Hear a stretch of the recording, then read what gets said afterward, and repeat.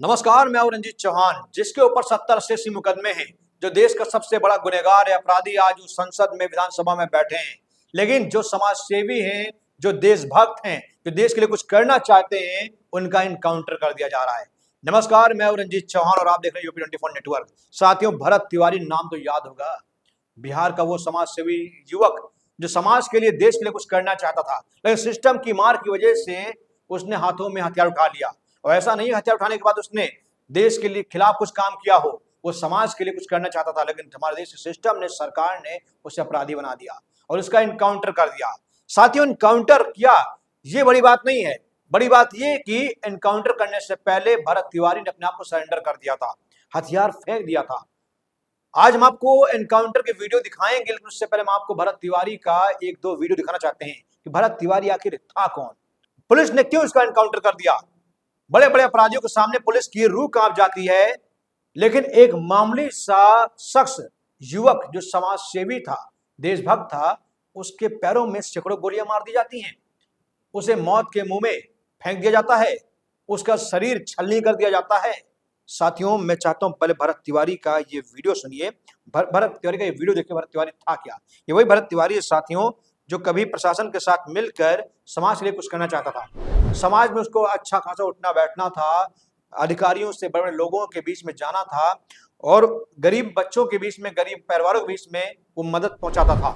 साथियों, चाहे पर्यावरण के लिए हो, चाहे शिक्षा के लिए हो, स्वास्थ्य के लिए हो, ये शख्स हमेशा तैयार रहता था। लेकिन उसके बाद हमारे देश के सिस्टम ने, सरकार ने इस भरत तिवारी को मिट्टी मिला दिया। साथियों, भरत तिवारी का मैं चाहता हूं कि एक और वीडियो है, उसे आपको दिखाऊं। भरत तिवारी मरने से पहले भरत तिवारी ने जो कुछ कहा है, उसे पता था कि मुझे मार दिया जाएगा।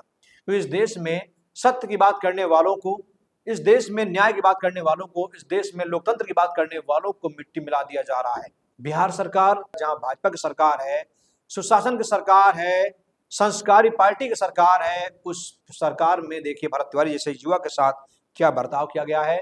मैं फिर से एक बार चाहूंगा कि आप ये वीडियो देखिए, इस वीडियो को देखिए और देखिए भरत तिवारी ने आखिर में क्या कहा था। सुनिए वीडियो। लोगों से अपनी अंतिम इच्छा प्रकट करने आया हूँ। त्याग बलिदान के बाद मेरे इस शरीर को दान कर दिया जाए। इस पर सबसे प्राथमिकता हमारी देश की सेना, हमारे आन बान शान भारतीय सेना, इंडियन आर्मी को दान। सुना आपने, भरत तिवारी ने कहा कि अगर मैं मर जाऊं, क्योंकि उसे पता था कि मुझे मार दिया जाएगा, आज नहीं तो कल मैं मार दिया जाऊंगा, मेरा काम खत्म है, सरकारी सिस्टम मेरे खिलाफ हो चुका है और आज नहीं तो कल तो मेरा इनकाउंटर पक्का है। तो इसने कहा कि मैं चाहता हूं कि मरने के बाद मेरे शरीर को भारतीय सेना को दान कर दिया जाए, मेरे बॉडी में जो जो पार्ट हैं, जो अच्छे पार्ट हैं, उन्हें दान कर दिया जाए, और अगर उससे कुछ बचता है तो सरकारी सिस्टम को, जैसे पुलिस वाले हैं, डीएम एसडीएम प्रशासन के लोग हैं, उनको दान कर दिया जाए, क्योंकि वो भी समाज के लिए काम करते हैं।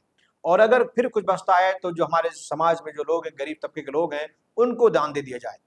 साथियों, ये भरत तिवारी है। भरत तिवारी की कई ऐसे वीडियो हैं, आप सोशल मीडिया पे जाइए, खंगालिए, डालिए भरत तिवारी नाम, आपको ऐसे ऐसी वीडियो मिलेंगी जिसे देखकर आपके रोंगटे खड़े हो जाएंगे, रूह कांप जाएगी, आंखों से आंसू बहना शुरू हो जाएंगे कि देश ने एक सच्चा सपूत खो दिया, सच्चा लाल खो दिया। देश में अपराधी भले आज खुलेआम घूम रहे हैं, लेकिन जो सच्चे समाज सेवी हैं वो मिट्टी मिला दिए जा रहे हैं। साथियों, मैं चाहता हूं कि ये एनकाउंटर की वीडियो है। अंतिम जब एनकाउंटर इसका किया गया, उससे पहले देखिए पुलिस ने क्या किया। और एनकाउंटर से पहले पुलिस वालों को पता नहीं था कि भरत तिवारी लाइव आ रहा है, पूरे देश को दिखा रहा है कि देखिए पुलिस मेरे साथ क्या कर सकती है। वाकई में वही किया जो पुलिस की पहचान होती है, पैर में गोली मारना, हथियार ना हो उसके बावजूद भी लोगों को मार देना, एनकाउंटर कर देना। जब तक हथियार हाथ में था भरत तिवारी के, तब तक पुलिस की हिम्मत नहीं हुई कि फायरिंग कर दी। अगर इसके बाद इन लोगों ने कुछ छल किया या झूठ मूठ का कुछ ऐसा भी कुछ भी किया, तो समाज और देश के लोग, आप समझना इसके बाद कि ऐसे लोगों का क्या इलाज करना है। अगर मैं जिंदा रह गया और ये सब मेरे साथ कुछ ऐसा गलत नहीं किया, तो आऊंगा तो फिर उसके बाद मेरे द्वारा भी छल ही सिर्फ किया जाएगा, सामने से युद्ध नहीं होगा। उसके बाद अगर छल करेगा तो छल ही होगा। इसी के साथ मांगे पूरी होने का संभावना अब दिख रहा है और समाज में और देश में बदलाव आने का भी संभावना देख रहा है यहीं से। तो चलिए, हथियार रख दिया जाता है, लीजिए, भरोसा कीजिए। फालतू बोलेगा रे, क्या रख रहे साला,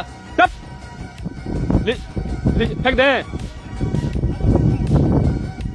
रुकिए, लीजिए, हथियार इनको दे दिया गया और पुलिस खड़ी थी, पुलिस के जवान खड़े थे, लेकिन जब हथियार वो फेंक देता है उसके बाद ताबड़तोड़ गोलियां भरत तिवारी को मार दी जाती हैं। भरत तिवारी इस दुनिया से रूबरू हो जाता है।